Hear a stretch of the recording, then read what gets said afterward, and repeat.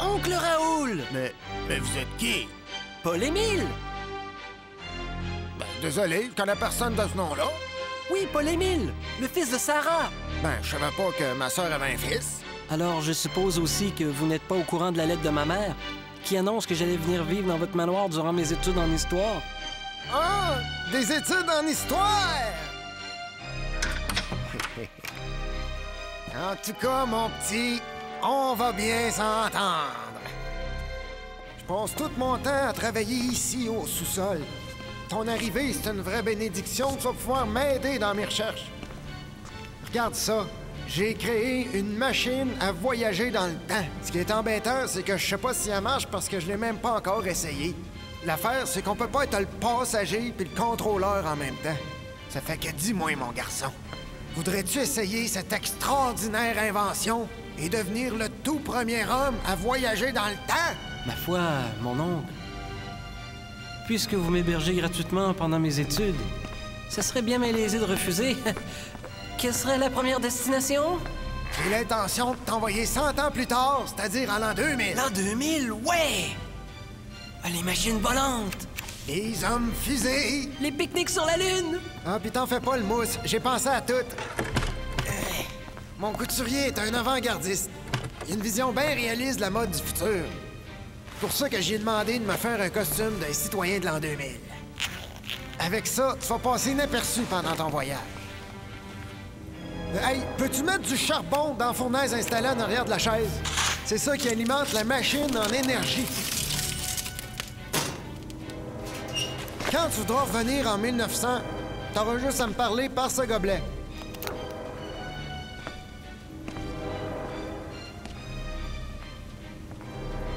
Je suis prêt.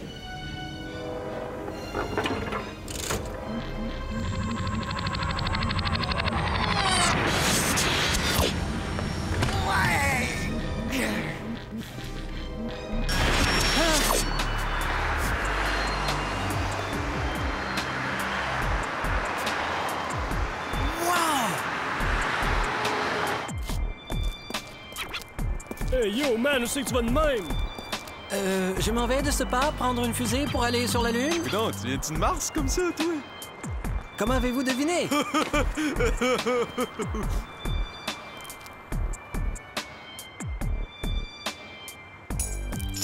Venez entendre la parole. Notre frère! Viens te joindre à nous dans l'aura de notre harmonie. Frère, aujourd'hui c'est le jour J. Es-tu prêt pour le grand voyage derrière la comète? Ah oui, bien sûr! Alors, viens te joindre à nous. Mais où allons-nous? Et quels moyens de transport utiliserons-nous? N'es-tu pas au courant de la comète qui frôlera bientôt la Terre? Nous allons sur la planète Zanout. Elle est située directement dans la queue de cette comète. Et sur elle vivent les Zélutes. C'est eux qui ont créé la race humaine. Pour s'y rendre, nous boirons un cocktail mystique pour faire sortir de notre corps les énergies astrales. Allons donc. Sur quoi repose la théorie de votre délire? C'est la parole de Gargamel, notre gourou, qui a su lire entre les lignes de la Bible. J'ai lu plusieurs fois la Bible et elle ne fait aucunement mention de ces élucubrations.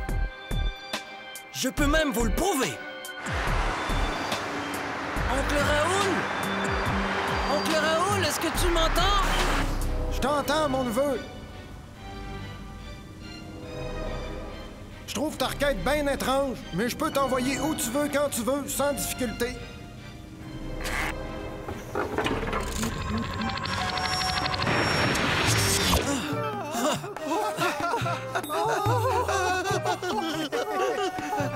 Ah!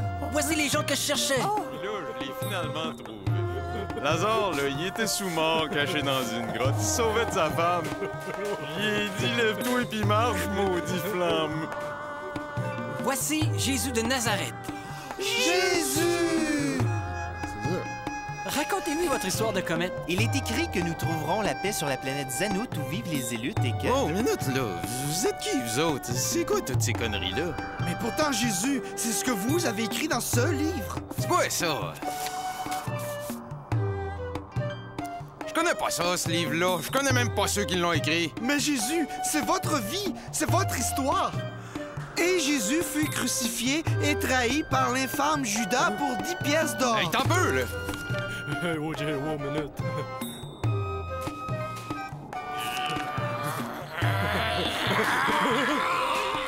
Oncle Raoul?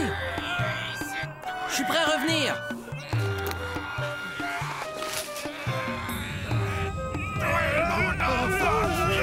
Lâche-moi!